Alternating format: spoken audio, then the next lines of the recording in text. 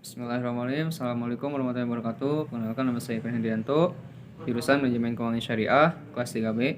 Di sini saya akan mengumpulkan tugas UTS, matkul Bank Industri Keuangan dan Non-Bank. Matur suwun. Sebutkan dan uraikan tugas pokok Bank Indonesia. Adapun tugas Bank Indonesia sebagai Bank Sentral Indonesia, yaitu menetapkan dan melaksanakan kebijakan moneter guna menjaga sistem perekonomian di Indonesia tetap stabil, maka dibuatlah kebijakan moneter. Kebijakan moneter ini sendiri berfungsi untuk menjaga atau mengendalikan jumlah uang yang tersebar di masyarakat tetap stabil, sehingga harga barang-barang pokok juga tetap bisa dikendalikan. Selain itu juga ditetapkannya kebijakan moneter ini adalah untuk mendukung pertumbuhan, mendukung perekonomian negara Indonesia, dan mengatur dan menjaga kelancaran sistem pembayaran. Ada dua sistem pembayaran yang bisa digunakan di Indonesia, yaitu sistem pembayaran tunai dan sistem pembayaran non tunai. Tugas Bank Indonesia selaku Bank Sentral Indonesia adalah menciptakan sebuah aturan standar, prosedur, dan kesepakatan yang akan dipakai pada sistem pembayaran ini, sehingga antara bank dengan bank yang lain memiliki aturan sistem pembayaran yang sama. Dengan begitu sistem pembayaran non tunai dan non tunai di Indonesia bisa berjalan dengan lancar. Mengatur dan mengawasi perbankan di Indonesia. Tujuan dari pengawasan ini untuk menciptakan kestabilan adalah dalam sistem keuangan Indonesia, serta membatasi risiko dan juga biaya krisis sistemik yang mungkin akan muncul di kemudian hari. Biasanya pengawasan yang dilakukan oleh Bank Indonesia ini merupakan pengawasan makroprudensial dengan tugas yang dimiliki oleh Bank Indonesia ini, maka sistem keuangan di Indonesia bisa tetap stabil untuk jangka waktu yang lama. Soal yang kedua, apa yang dimaksud OJK, dan jelaskan pula tujuan, fungsi, dan tugas OJK. OJK yaitu Otoritas Jasa Keuangan, adalah lembaga yang independen yang mempunyai fungsi, tugas, dan wewenang peraturan pengawasan, pemeriksaan, dan penyidikan. OJK ini dibentuk berdasarkan Undang-Undang Nomor 21 Tahun 2011 yang berfungsi menyelenggarakan sistem pengaturan dan pengawasan yang terintegrasi terhadap keseluruhan kegiatan dalam sektor jasa keuangan. Tujuan OJK ini yang pertama mendorong kegiatan sektor jasa keuangan agar terselenggara secara teratur, adil, transparan, dan akuntabel. Yang kedua, mewujudkan sistem keuangan yang tumbuh secara berkelanjutan dan stabil.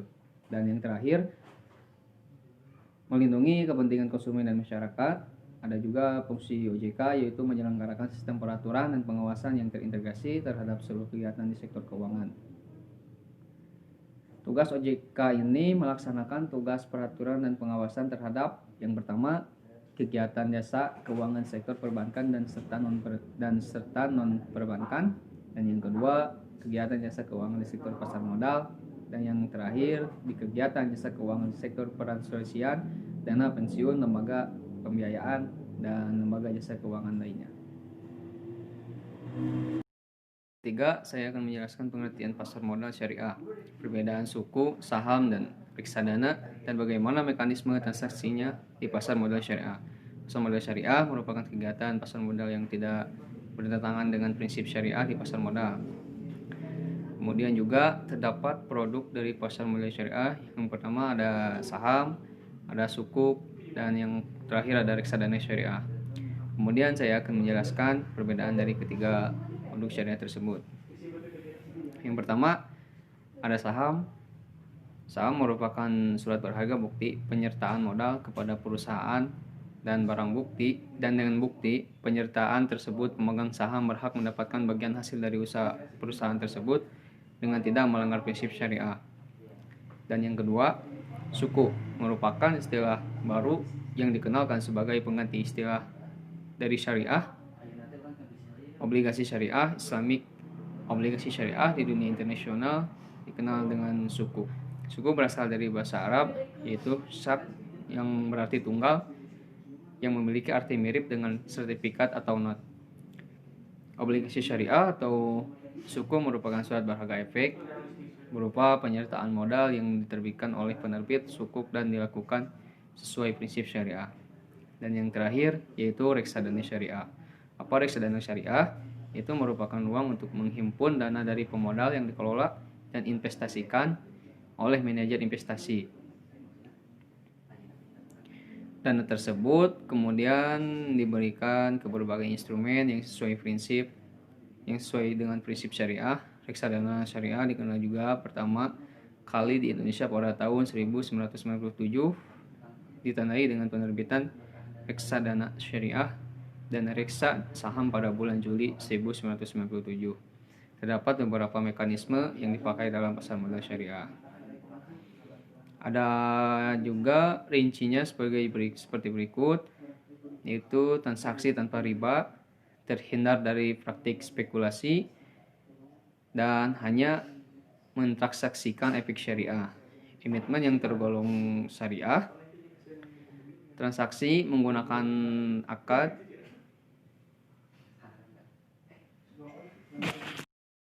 soal yang keempat, bolehkah asuransi dibawa di tengah jalan? Jawabannya boleh. Asuransi syariah adalah sebuah sistem di mana para peserta saling menanggung risiko, yaitu sharing of risk, dengan menghibahkan sebagian atau seluruh kontribusi melalui dana tabaruk yang akan digunakan untuk membayar klaim atau jika terjadi musibah yang dialami oleh sebagian peserta. Peranan perusahaan di sini adalah sebagai pemegang amanah dalam mengelola dan menginvestasikan dana dan dari kontribusi peserta.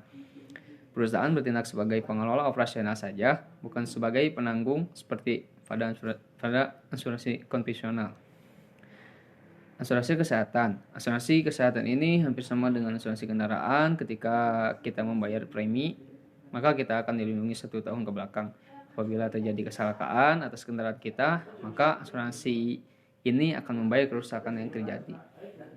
Apabila kendaraan tidak terjadi apapun, maka premi asuransi yang dibayarkan akan hangus. Begitu juga dengan asuransi kesehatan. Apabila kita sudah membayar, maka akan dilindungi 1 tahun ke belakang. Jika kondisi kita saat ini sehat walafiat, tidak terjadi klaim, maka premi yang dibayarkan akan hangus. Lalu di mana letak kerugiannya?